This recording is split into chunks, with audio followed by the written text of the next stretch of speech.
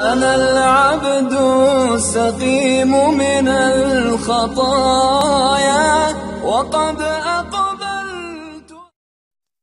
يا من يرى يا من يرى السلام علیکم۔ وعلیکم السلام ورحمۃ اللہ۔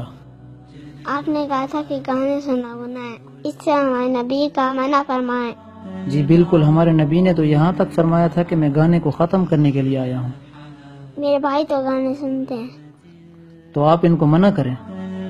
میں انہیں منع کرتا ہوں اور پھر بھی سنتے ہیں۔ آپ ان کو ایسے کہنا کہ ہمارے نبی نے منع فرمایا ہے۔ ہاں یاد آ گیا، آپ نے مجھے ایک حدیث یاد کرائی تھی۔ آپ وہی جا کر اپنے بھائی کو سنائیں۔ اگر وہ پھر بھی نہ مانے تو؟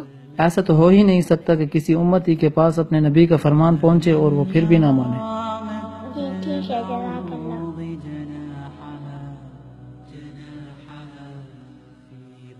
السلام علیکم۔ وعلیکم السلام، کیسے ہو؟ ٹھیک ہوں، آپ کیسے ہیں؟ میں بھی ٹھیک ہوں۔ بھائی آپ کیا کر رہے ہیں؟ گانے سن رہا ہوں، آپ سنو گے؟ نہیں میں گانے نہیں سنتا۔ کیوں؟ مجھے قائد صاحب نے بتایا گانے سننا گناہ ہے، گانے کا رواج کافروں نے ڈالا ہے تاکہ مسلمان گانے سنیں اور قرآن مجید نہ پڑھیں۔ پھر گانے کو روح کی غذا کیوں کہتے ہیں؟ گانا روح کے غذا نہیں ہے، روح کے غذا اللہ تعالیٰ کا ذکر ہے۔ ہمارے نبی نے فرمایا الغناء ينبت النفاق فی القلب، گانا دل میں نفاق کو آتا ہے۔ اس بچے نے بات تو بالکل ٹھیک کہی ہے۔ یقیناً ہم اپنے پیارے نبی کے نقش قدم کو چھوڑ کر کفار کے نقش قدم پر چل رہے ہیں۔ کل قیامت کے دن ہم نے اپنے نبی کا سامنا کرنا ہے، کس منہ سے ہم ان سے شفاعت کی درخواست کریں گے؟ بھائی آپ کو ایک اور بات بتاؤں؟ جی ضرور بتاؤ۔ ہمارے پیارے نبی صلی اللہ علیہ وسلم نے فرمایا جو بندہ گانے سنے گا قیامت کے دن اس کے کانوں میں پگھلا ہوا شیشہ ڈالا جائے گا۔ اف اللہ، مجھ میں تو یہ ہمت ہی نہیں ہے عذاب برداشت کرنے کی۔ بھیا آپ سارے گانے ابھی ڈیلیٹ کریں۔ میں ڈیلیٹ کرتا ہوں۔ جزاک اللہ بھیا۔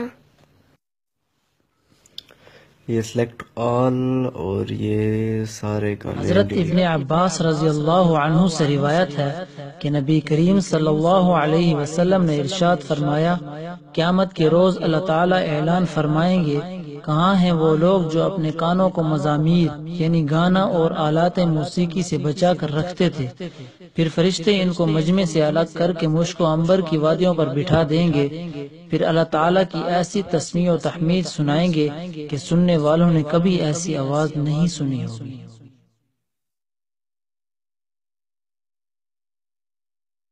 الله الذي يهدينا جميعا، الله